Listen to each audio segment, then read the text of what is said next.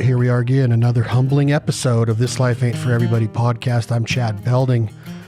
I'm again joined by one of the best songwriters of all time, in my opinion, Mr. Chris Knight from the state of Kentucky. We talk about outdoors. We talk about his new bird dog performing well on his last hunt. And of course, we talk about songwriting and lyrics, inspiration, influences, and just his perspective. He lives a simple life. I mean, truly simple, but he has written words that have influenced or brought people to their knees or made somebody cry or made them smile. But for sure, he's written lyrics that have made us all think. He can tell a story in 3 minutes like no other. And I know that I talk about Brent Cobb a lot and Leith Lofton and Adam Hood and Drake White, and all of these guys have been influenced by Mr. Chris Knight. He is a magician, a wizard, and a true genius of Americana, folk, country rock lyrics. Very unapologetic and very real. And to hear him on this podcast just gives me goosebumps, like just brings a huge smile to my face. I hope y'all enjoy it. Mr. Chris Knight, brought to you by the one and only Jack Daniels. Hope y'all enjoy it. Chris, how are you, buddy? I'm doing good. How are you? All right. I appreciate you coming back on. I wanted to start part two of this. We talked about, your career a little bit last time. The bird dogs, got into a little bit about the hunting and living off the land. You had any success yet this year? You been out at all?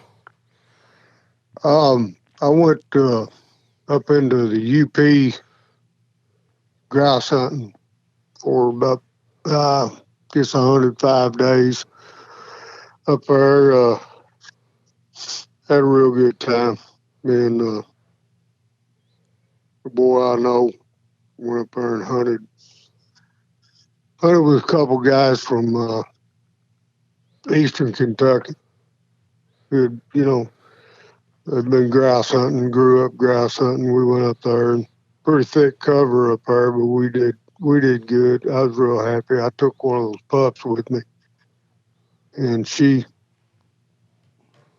turned her into a bird dog. She was always, real strong on pointing and getting out and hunting, and she did good. She found her own birds. She pointed her own birds, found dead birds. She's not real big on retrieving yet, but maybe that'll come. And what kind of grouse were they in the UP? It's rough grouse. Rough grouse. Yeah. They good eating? And then there's some woodcock. There's a good bit of woodcock up there too. Do you ever get after waterfowl, or do you enjoy waterfowl like you do upland hunting as far as wing shooting goes?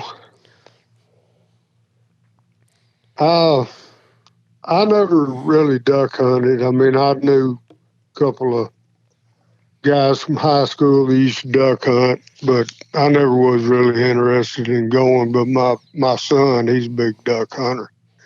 He'll go out 15 degrees and stand in that waist deep water in a barrel wader. That ain't for me. Did you give him one of the duck calls I sent you? Yeah, I gave him both of them. Did he like them? Oh yeah, he said they're good calls. He's I don't know if this was before or after, but him and a couple of his buddies went out and killed their limit in teal and got one wood duck one morning. Do you like to eat the ducks? Yeah, we eat them. We eat the ducks, the legs, the Canada geese, the legs. Yeah, I mean, I fixed goose breast where I thought it was really good, and I was really surprised. Cooked it on the grill. I sliced it real thin, and I might even took a meat mallet to it and grilled it on, oak and hickory or something, just kind of seared that outside, left a little red on the inside, you know, got a little char on the outside, basted with oil, because it's going to be dry. Just keep plenty of oil, olive oil on there while you're cooking it. I'd almost say it was excellent. Sounds awesome. Do you consider yourself a connoisseur, Chris, of cooking and culinary arts? And does that, the way you write songs, the way you tell stories, do you take that kind of same approach into the presentation of cooking? Do you put a lot of passion into it when you know that you're going to take this Canada goose breast or these woodcocks? Do you visualize it and plan it out? Hey, I know what I'm going to do. I'm going to have these vegetables. I'm going to have these spices, these rubs, this olive oil. Do you take it real serious with a lot of passion? Yeah, but I try to be as simple as I can, because I don't want to say that, I'm any great cook or anything, because I don't want that responsibility. But I know my son eats it, and I cook chili for my family about every Christmas, and there ain't none left by the end of the night. So, and most of them, even the wives eat it, and the kids, who aren't big on eating wild game. But yeah, it's I enjoy doing it at certain times, and I try to take it pretty serious. But like I said, I hate trying to find a recipe and it's got a list of ingredients as long as your arm. I'm like, I ain't fooling with that. I put it in a frying pan with some olive oil or lard and just cook it, When you say lard, do you render any of your goose fat or anything down? No, I haven't done that. I would try it. It kind of sounds interesting. I tried to make some broth out of deer bones, and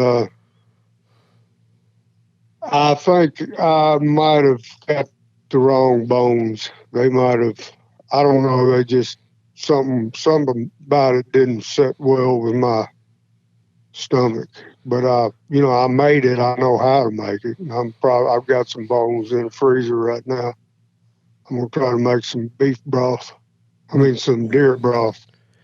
When you start talking broths, with all of your travels, do you enjoy different foods from different places in the world? I'm going into Asian food. Do you when you do that broth? Would you consider making a Vietnamese soup they call pho with it? Because I've done that with deer and different bones of rendering them down or boiling them down and getting the broth going and then using it for the base of the pho broth. Do you try different Asian recipes and stuff like that ever? No, not really. I don't get real fancy with it.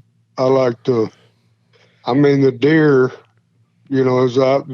my son shot a doe with his bow. Gun season's not in. And he shot a doe a couple weeks ago. And as I was butchering the deer, I had a cast iron skillet sitting there and with some olive oil in it, and I'd take some of the trimmings off and just cook it. It was as good as a tenderloin steak cooked on the grill to me, just the trimmings off the bones or off the, certain parts of the meat that you usually want to take and make hamburger out of or grind. I just package them up as stew meat, and I just cook them right there. Yeah, I think I've done both. Taking the goose fat, I use speckle belly geese, or they call them white front. They're really prevalent. Yeah, yeah, I've heard they're. Well, we've actually had some. My son shot some, and they're really good. I tell people they're the best all around wild game meat there is. Or it could be, yeah.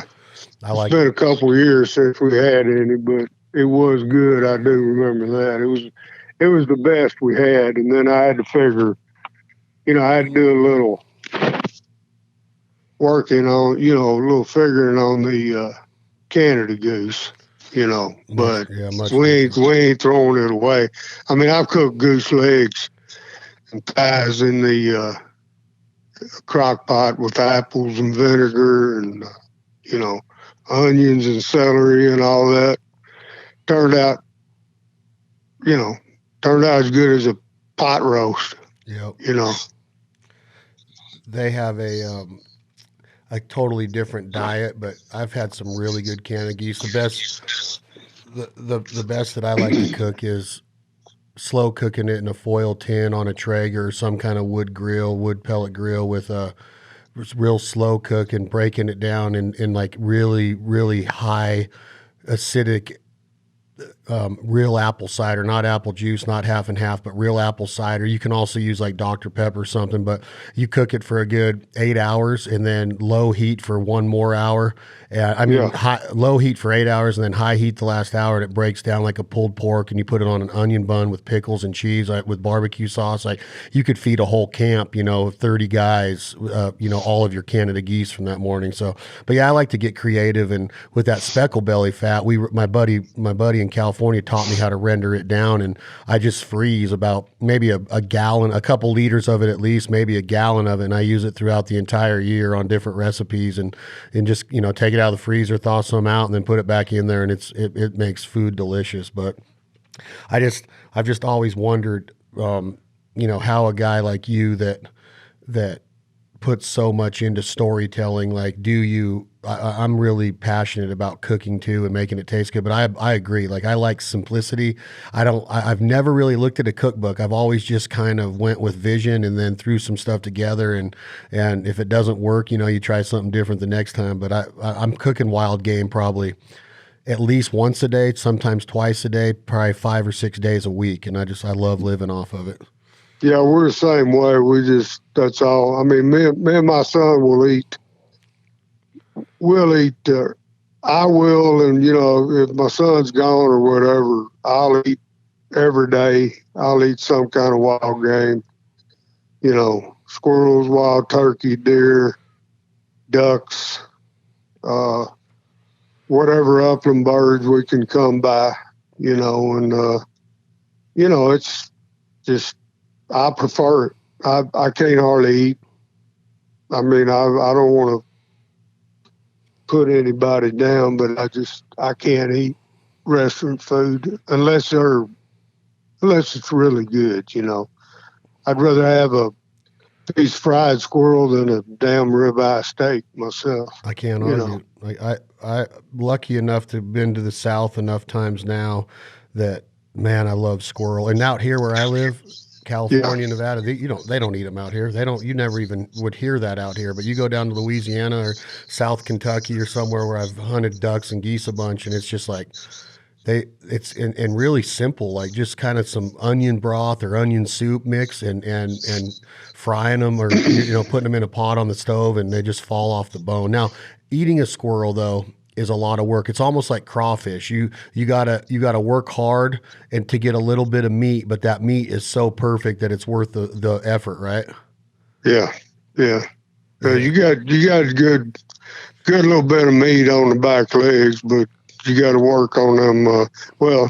You got to work on the backs and I mean, I don't throw any of it away. I mean, I end up eating the belly meat and the ribs and all that. But I know some people, they won't fool with the ribs and belly meat on a squirrel. But I'm not throwing it away. Man, I love squirrel, making me hungry. Do you? I know. Well, all we've been talking about is cooking and eating, and so we must be hungry. Yeah, it's almost like going to the supermarket hungry. You shouldn't do that either, going food shopping. If you ever do have, when I listen to a song like, with John Prine that you did with the Victory song, and that just picturing you going to get the groceries in the boat and knowing that does or does not happen. That's like where I don't know how much of your songs are 100% true. Cause last time we talked, you said, well, that one was pretty true. But when I hear that, does that really happen in your life where you'll fire up an outboard and go and get Mountain Dew and some Little Debbie's? Is that vivid in your head when you're writing that song because you've done it? No, there was actually I think a little motorcycle, because I remember my aunt used to have a Honda 125. It was either 85 or you remember those little street bikes that Honda, you probably don't remember, it's about 4-year time. But I just pictured that old motorcycle being in a shed somewhere, and this boy living at grandma's house. And oh, so when you say a Honda 125, you're talking about an old dirt bike KX, like well, no, not a dirt bike, but what I had pictured, I remember a 70 and an 80, because a couple of my friends had them back in the 70s. You know, they were 13, 14, 15 years old. And two of my aunts had them when I was a kid. And they were young. They were fairly young, you know.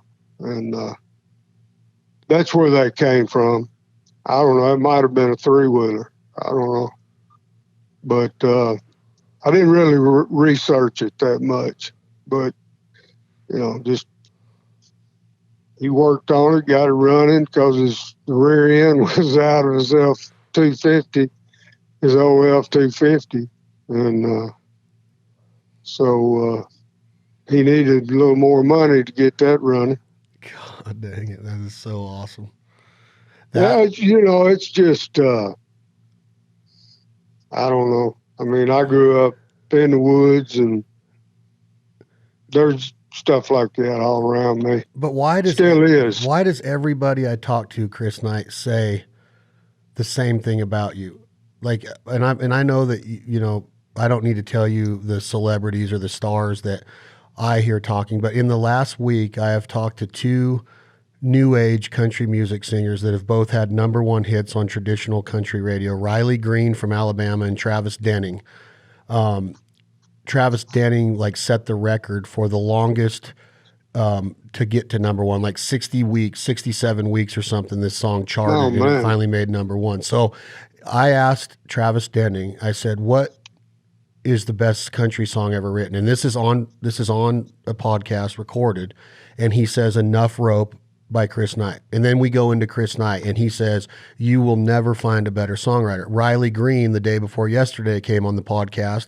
He is a new country guy, but he's not bro country. He's unapologetic. He's a hunter, a fisher. He's in Kansas chasing a big buck right now. He just killed a really good whitetail 3 days ago in Nebraska. He says, Rural Route. Brent Cobb, one of the best songwriters in America right now, said Rural Route is the best country song he's ever heard. It made him cry when he watched you live. So I hear all this stuff coming down, and we start talking about your lyrics. And I told Riley Green, I said, what about the first verse of Nothing on Me? And we started singing it together about the knife and the old case knife digging out this 22 bullet. And I'm like, don't you think Chris Knight should be a script writer, like a movie writer? Doesn't he? And we all agree, like, why do you like hearing this stuff, Chris? And do you know how much inspiration that you are giving to the top guys in music today that are these are my favorites, that are writing songs that really hit me like you do. Like Brent Cobb writes songs that I just like get tears in my eyes. And that's the same thing when I just listened to the new album that I hope wins the Grammy. But your new album has a song on there, and I want to make sure that I named the song right. And I know that I'm scatterbrained right now because I get so giddy talking to you. But the one that you do with Leanne on the new album is called Send It On Down. Yeah. I hear these songs, Chris, and you never give out.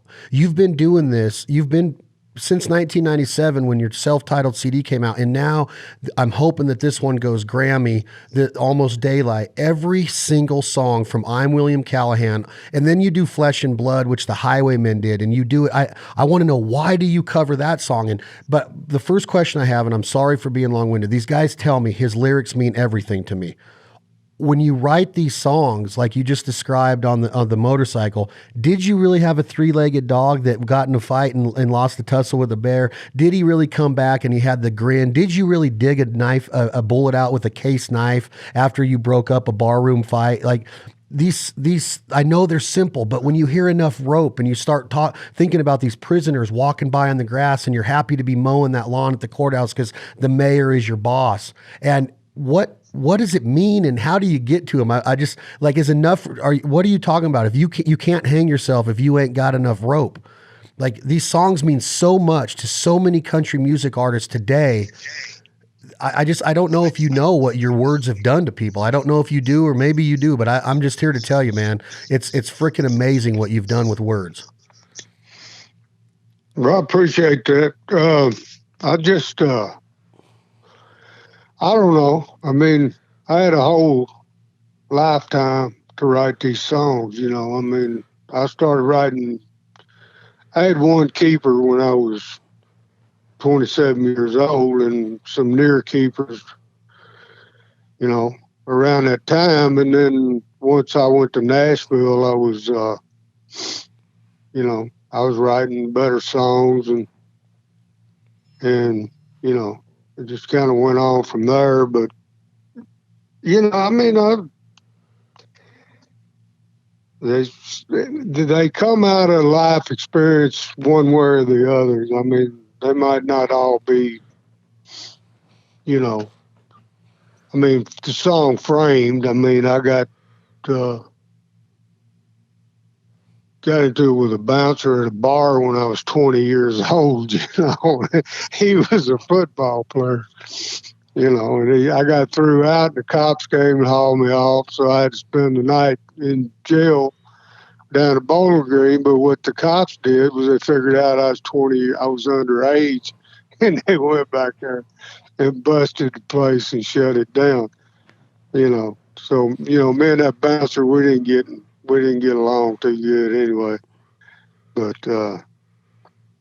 you know, I mean, you turn that into getting 10 years in the pen, you know, if you're a writer, you know, it's just that experience, you know, and the cops, lights flashing, The lumberyard, you know, yeah. But then you throw everybody for a loop at the end where you're like, I was framed, I'm innocent. Like, the whole song is telling me this guy's framed and he was innocent, and they're throwing the book at this guy. His girl's leaving him. She left with another man. And then you use this line of, even if I did gun him down. And I'm like, Wait a minute, what? He did? Oh, he was framed by the man and the woman, and they framed him to do this act. Like, the song just is like, it's badass. Like, it's been around since 97, and the song is so, I don't know, man. I don't know if it was, you know, how you get to that point, but like, when I hear the end of it, Travis Denning talked about, he's like, Chad, at the end, he literally admits that he gunned this dude down,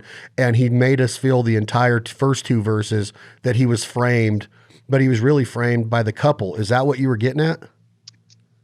Yeah, framed by the woman, or framed to the point that he felt justified doing what he did, you know.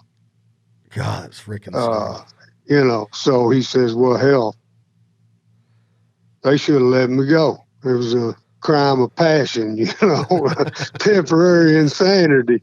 You know, I don't know. It's just freaking genius, though, Chris Knight. Like, genius. Like, okay, the song that you're probably known in my circle the most of is "It Ain't Easy Being Me."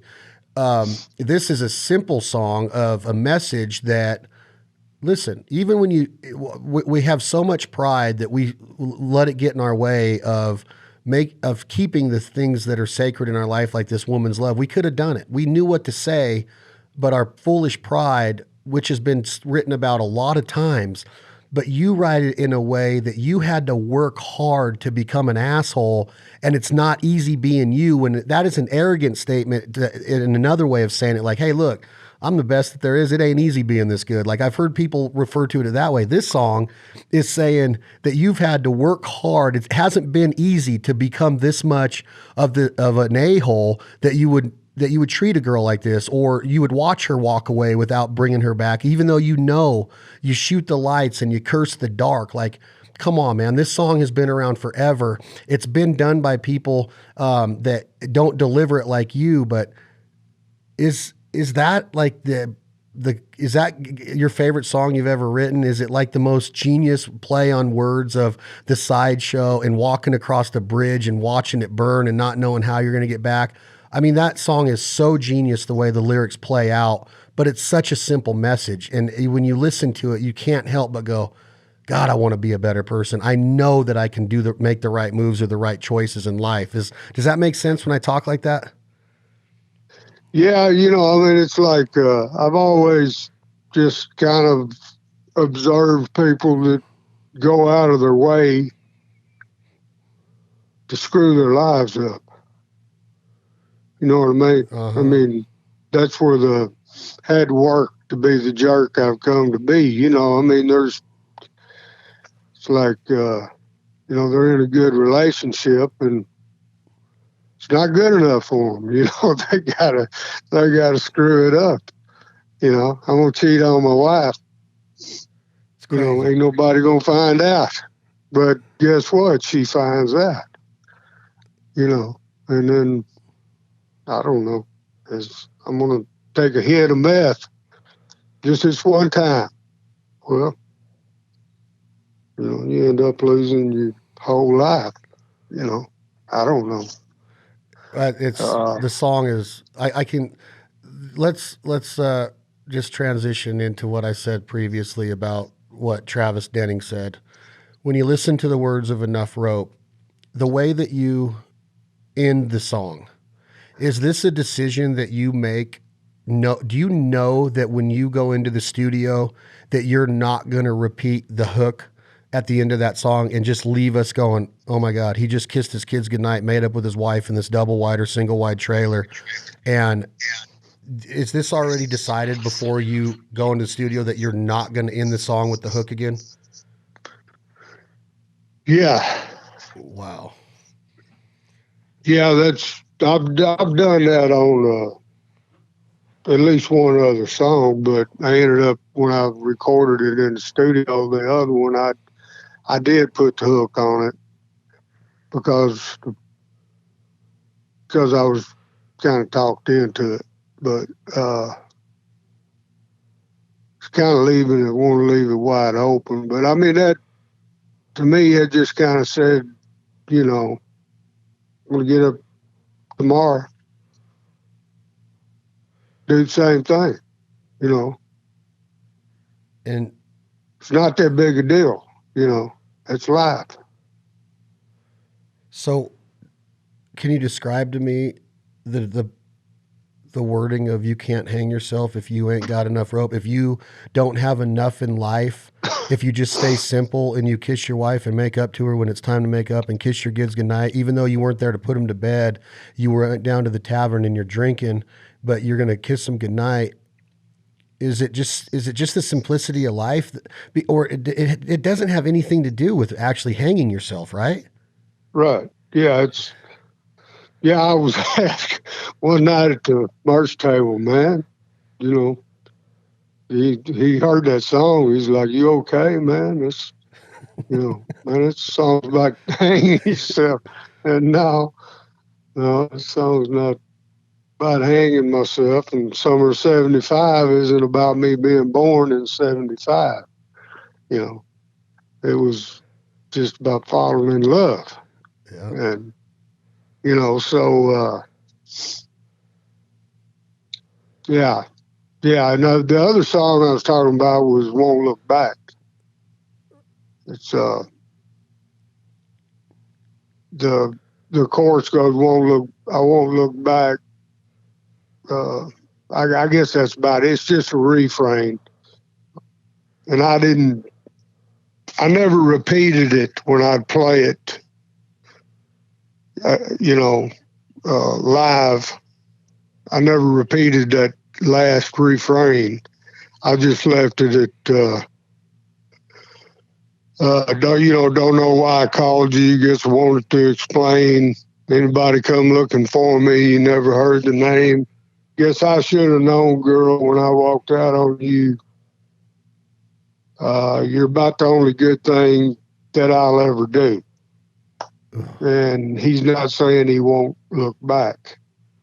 He's not looking back.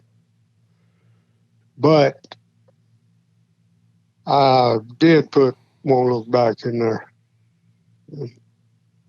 Doesn't matter. I play it any way I want to, though. And with that being on the new album and it being talked about in Grammy and there's there's ramblings, you never know what's going to happen, but do you consider Almost Daylight a great body of work when you're done with it and it comes out and all of it goes to press and media, PR, it's out to the public? Do you know that that's got the Chris Knight approval? Like, have you been that way with every album and that's why every album hits the listener the way that it does? Because Chris Knight did not put something out that it was just to put another album out. You knew that Almost Daylight was a legit body of work. Are all of them approved by you of saying, hey, look, this is the best I got right now? Yeah. Yeah, that's about all I can ask for. I mean, I have to believe in the songs. Not that I'm saying that by believing in them that everybody's going to love them, they're going to be great songs and all that, but they got to be solid, pretty solid before I'll even record them. There's not any songs on there that I regret recording. There's been a few back over the years that I thought, I don't regret recording them now, and I'm not going to mention which ones, but some of them I just put them out there for the sake of possible commerciality of it or whatever. And, but when I look at them, I'm like, these songs are fine. There's nothing on any of these records that I'm ashamed of or wish I hadn't have put out. Are you happy when you sit down right now, Chris Knight? Are you happy with the last 25 years since 1995? Do you wish it would have went another route of stardom as far as becoming a bigger radio hit? Because I look at your career as you cannot have a better body of work. Now, I know that there's more, with the George Straits or the Conway Twitties have a long string of hits, Ronnie Millsap. Your songs have inspired or hit people to where I know George Strait or Jamie Johnson or these guys would say Chris Knight writes songs with the best of them as good as Dean Dillon, when Dean Dillon is accredited with having so many #1 radio hits. Do you ever look at it and wish that you had that kind of career, or do you look at it like, this is what I wanted and I'm glad that it went this way of me having this body of work? Well, I mean, you mentioned Dean Dillon, and he's got just tons of great songs. And if I could have written like Dean Dillon, that's what I'd have done. I just stayed home and wrote songs and, made a living doing that. But, I realized I had to record them myself, with a little coaxing from Frank Liddell, who believed in me. And so, that's so I'm glad that it went the way that it did. Me doing my own songs.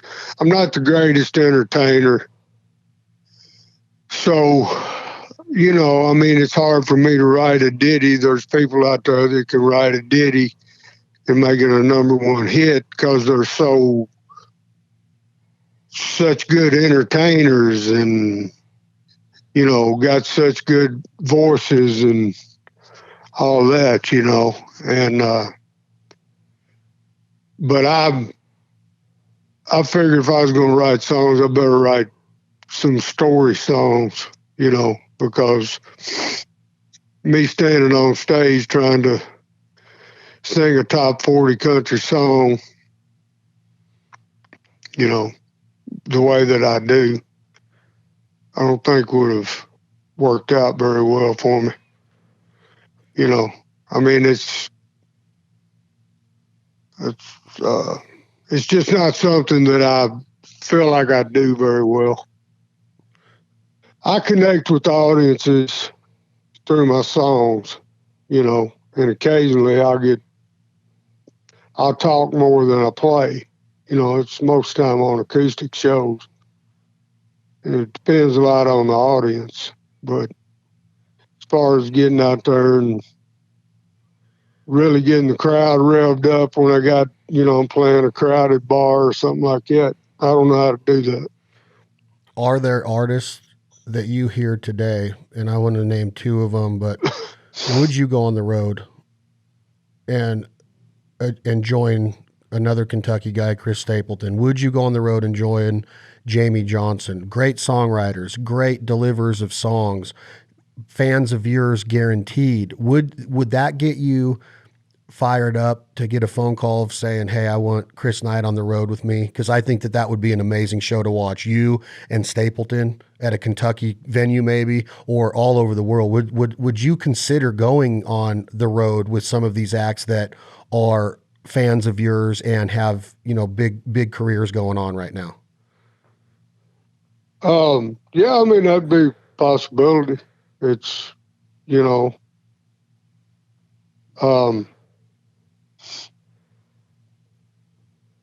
I'm sure I'd give it a try, but I mean, I still do it. I mean, I don't prefer to open shows, but they would open for you, you Chris. They would open for you. No, well, great, and then maybe about 1/20th of their crowd would still be there by the time I played. And that would still put a little money in my pocket. I'm saying the exact opposite. I'm not saying that they'd stay for Stapleton and watch him, but I'm telling you, man, that your library and your career is amazing, and I know that we keep our little talk sweet and short. I hope that you'll come on again. What did it mean to you to lose Jerry Jeff Walker this week? You're an honorary Texan. I've seen Jerry Jeff live at least 20 times. I used to go to his birthday party in Austin every year. I saw Jimmy Buffett play with him at the Paramount Theater. I went to the Broken Spoke several times, Lukenbach, Green Hall. You've played all of these like iconic venues in Texas. When you hear of Jerry Jeff, great Gonzo's album, and he wrote Bojangles and LA Freeway and Don't It Make You Want to Dance. I can name his whole library. I'm a huge fan of JJW. Are you a fan of Jerry Jeff? And we can end this talk by, does it hit you? I know you lost a good friend this year with John Prine, and I still want to have that talk because I am a huge fan of John Prine, and I've only been a fan of John Prine the last 12 or 15 years. I discovered him late in life, and I'm so glad that I did. His songwriting is amazing. Angel from Montgomery, amazing song. But did Jerry Jeff influence you? Were you a fan, and did his passing hurt you some, knowing that you're an honorary Texan? Yeah, you know,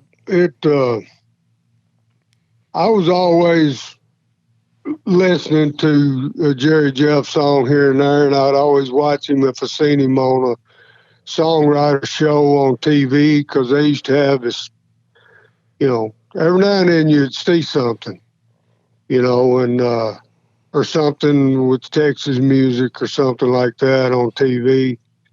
But I never met him, and I knew that he was in that outlaw movement, and I think I even had.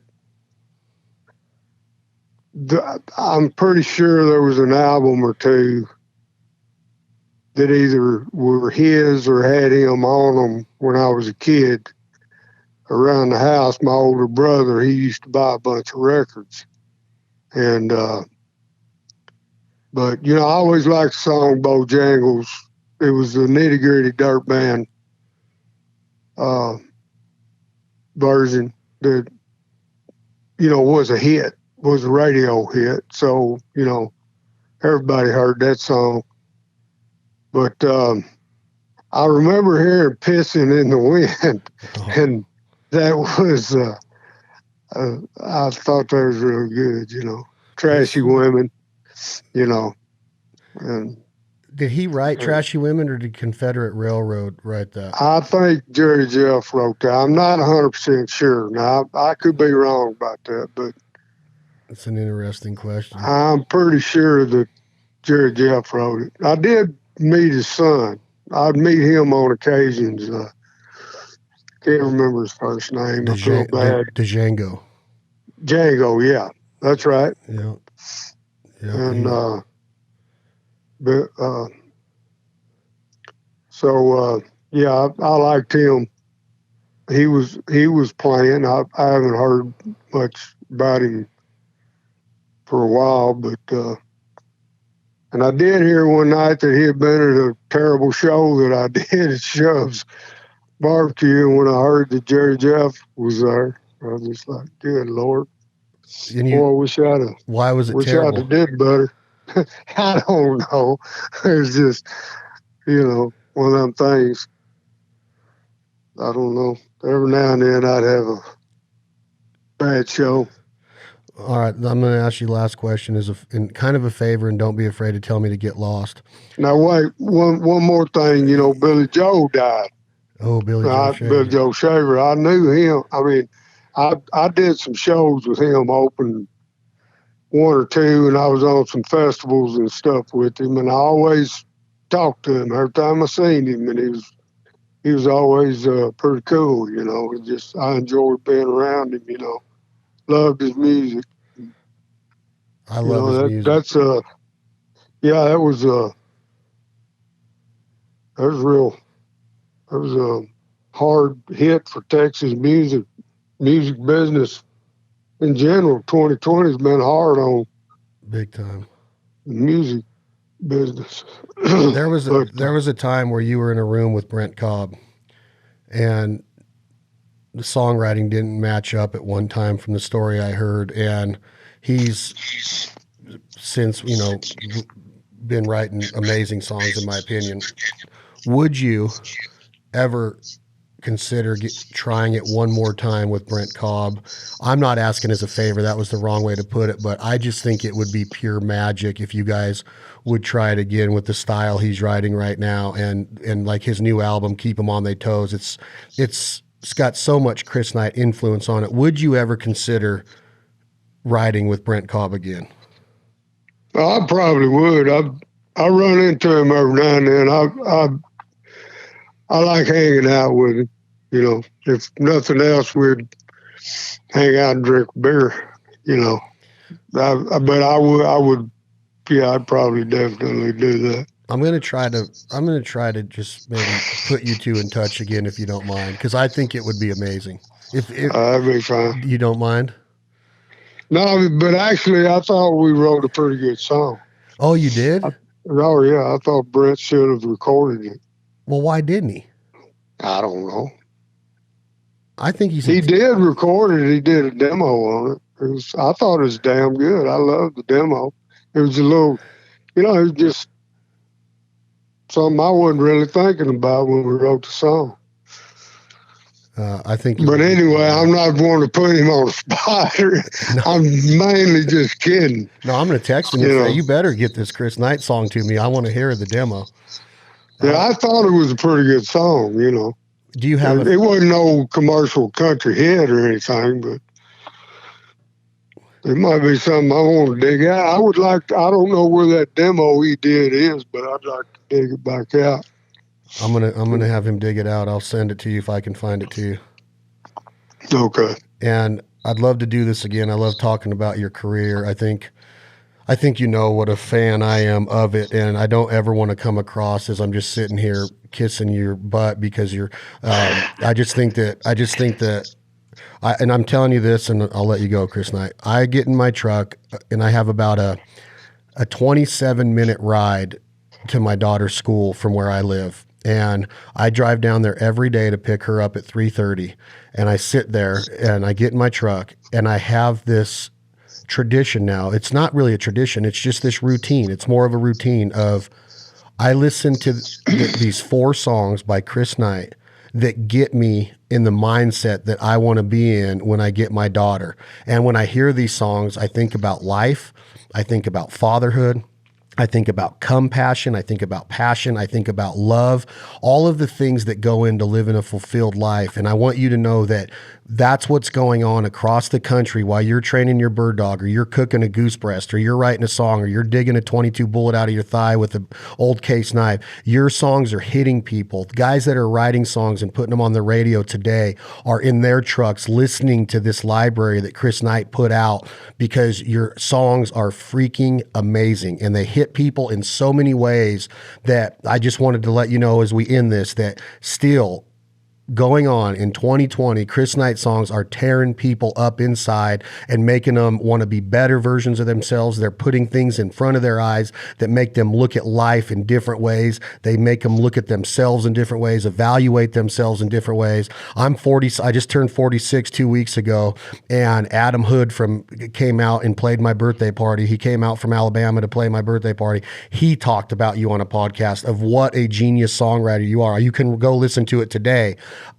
Your songs are amazing, Chris Knight. I'm humbled to have you on this show. And when I hear your music, man, I just know that this is what country music is. This is what songs are supposed to do to the human soul. So thank you for doing what you do. Well, thank you. That was good to hear. I enjoyed doing the show. And hopefully we can meet up face to face sometime. We're going to do it. I promise you. You know what I really want to do is I want to get a signed vinyl by you someday to put in my studio wall. It would mean the world to me. Oh, yeah. That'd be great. Just we can probably get that done. I'll hit you up on that. I'll let you go for today. Chris Knight, thank you so much for being on the show, and I can't wait to do it again. Can't wait to see you live when all this COVID stuff's out of the way. It'd be great. Appreciate it, Chad. Thank you, Chris Knight. Talk to you soon. All right, bye. Bye-bye. Unbelievable. Again, like fanboying over here. I almost teared up and goosebumps, no pun intended. I know I'm a goose hunter, but I literally have a tear in my left eye right now knowing what his music does to me and what it does to people I know. And hearing him say that he'll write with Brent again just makes me go, good night. What's going to come out of that? He's amazing. He mentioned Frank Liddell. I'm in touch with Frank. I can't wait to develop a friendship with Frank and hear stories of his career. He's a legend and an icon in the songwriting and publishing business in Nashville, Music City. But anyway, that's Chris Knight, one of my heroes. I'm huge into music, and I can't go through a day without listening to the artists that you hear on our Foul Life playlist, and hearing at least, I'm going to say 4 to 7 Chris Knight songs a day. It's the same with Brent Cobb, Adam Hood, and Drake White, and Leith Lofton, and Kyle Daniel, and Paul McDonald. And I'm just floored by the talent that's out there and the friendships that we've developed with all of these guys. And to hear Chris come on here and lay it down and even talk about his lyrics and his songwriting and his bird dogs and his woodcocks and his rough grouse and his cooking, I mean, it fulfills me. I'm hoping that y'all like that. These podcasts are coming from the heart, and I'm hoping that you guys and girls enjoy hearing them as we continue to grow this brand of This Life Ain't For Everybody. I just want to say thank you guys so much for listening to it. We're going to leave you today with a Chris Knight song. I'm going to go with one that we spoke about on the podcast today. This song right here is called Nothing on Me by Chris Knight. Hope y'all enjoy it. I'm Chad Belding. Thank y'all for subscribing to This Life Ain't For Everybody. Y'all take care. Yeah, times are tough, but they ain't got nothing on